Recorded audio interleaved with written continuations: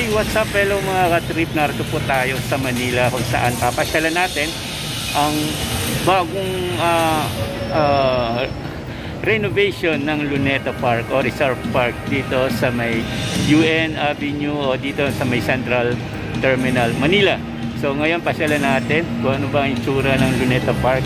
Pero bago po yan, kung bago ka pa lang sa channel ko, please subscribe na at i-click mo yung bell na yan para ma-notify ka ni YouTube sa mga latest video vlog na pinopost ko.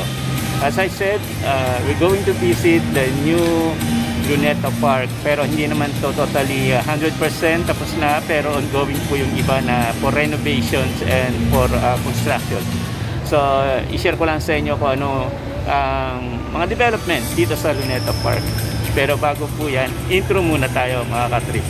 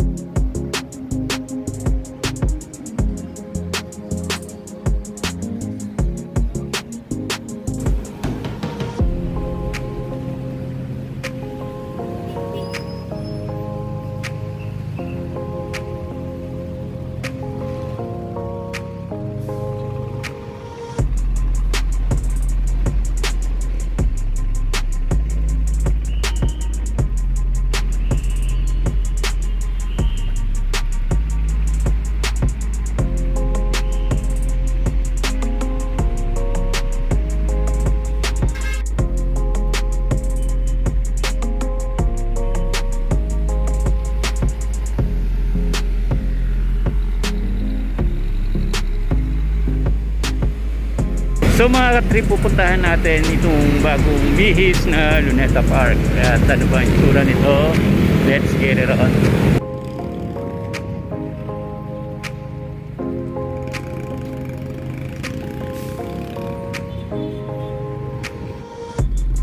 So ayan na, narito po tayo sa pinaka bungad ng Luneta Park facing sa LRT. Yan na mga ka-trip po.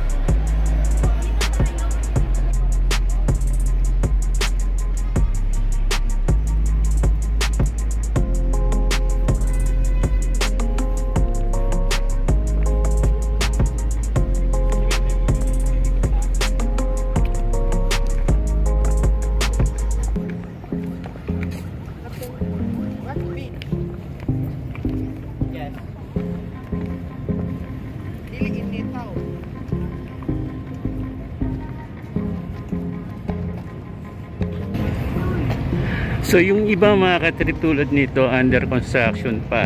So ongoing yung development itong Rizal Park. Nasa bahagi po tayo ng National Museum. So napasyalan natin yan kanina. And yun, i-share ko lang sa inyo ang bagong extension o bagong Luneta Park. So nasa dulo ng bahagi na to ng Rizal Park. Malapit na to sa Top Avenue, and then sa may part ng ano. So yan ang very popular na condominium, naging trending viral to noon dahil para daw itong photo bomber na tawag dito, medyo hinaharang nito yung kagandahan ng monumento ni Jose Rizal sa Luneta. So yan mga katrip.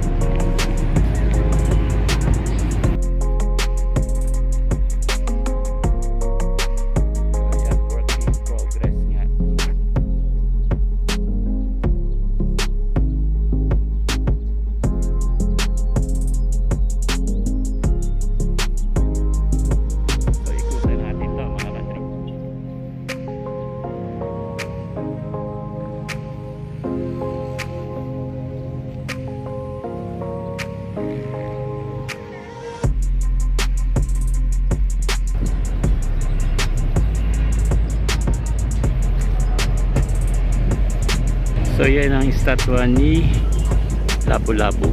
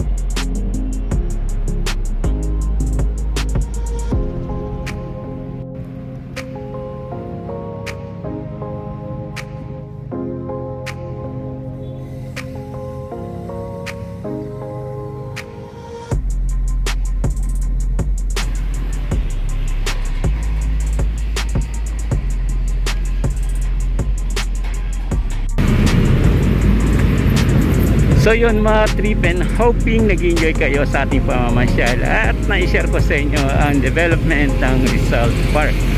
So until next vlog, paki-like, share, comment lang ang vlog na to, and of course maraming salamat sa inyo mga trip.